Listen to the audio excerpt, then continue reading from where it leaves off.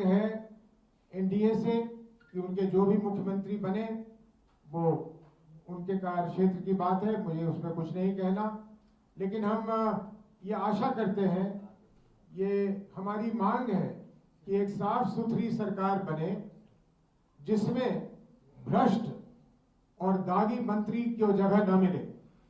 जो पिछला कैबिनेट था या अभी भी चल रहा है, शायद वो ने इस्तीफा नहीं दिया है, उसमें जिस तरह के लोग थे उस तरह के दागी लोग ना हो, और बिहार की चिंता करके जो आदरणीय प्रधानमंत्री जी और नीतीश जी ने कई बार दोहराया, उन्होंने करीब करीब वही बातें दोहराई जिसको शुरू जनसुराज ने किया, जिसपे जनसुराज अडिग है।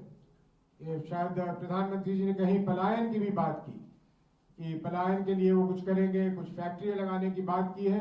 इन सारी चीजों को उन्हें तत्परता से करनी चाहिए।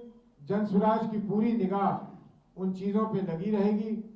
जहां तक जनसुराज का सवाल है, जिस संकल्प के साथ, जिस दृढ़ता के साथ हम शुरू हुए थे 1 साल 1 महीने पहले एक पार्टी के रूप में, वो दृढ़ता, वो संकल्प बिहार के लोगों को उसी तरह दिखेगा बिना किसी परिवर्तन के। और हम जिस तरह से सरकार की नाकामियों को और सरकार के भ्रष्टाचारों को उजागर करते रहे हैं, भ्रष्टाचारियों को, वो हमारा सिलसिला वैसे ही चलता रहेगा, अनवरत चलता रहेगा। यूपीए को या महागठबंधन को बहुत ज्यादा सफलता नहीं मिली है।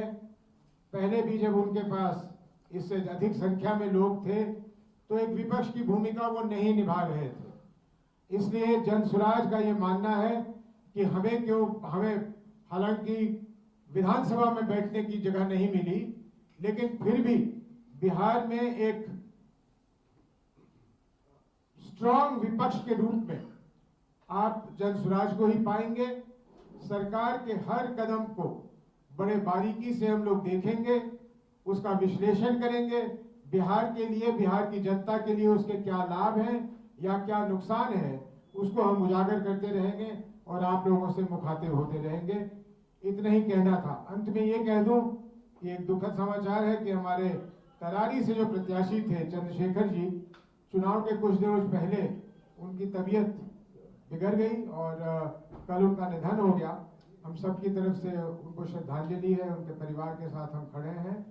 तो यही कहने के साथ बात खत्म करता हूं मैं अपनी। मुझसे कोई प्रश्न हो तो पूछ लीजिए। उसके बाद मुझे क्योंकि जाना है तो हमारे प्रदेश अध्यक्ष जी रहेंगे आपके बाकी प्रश्नों का उत्तर देने के लिए।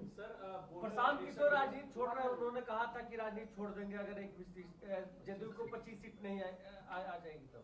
आप लोग समझदार लोग हैं, ये हमारा मानना है। आप वो तिथि याद कीजिए जब प्रशांत जी ने कहा था कि 25 सीटें नहीं आएंगी तो छोड़ देंगे। उसके बाद जिस तिजोरी खोलने की, जिन पैसों के बरसात की मैं बात कर रहा हूं, जिससे ये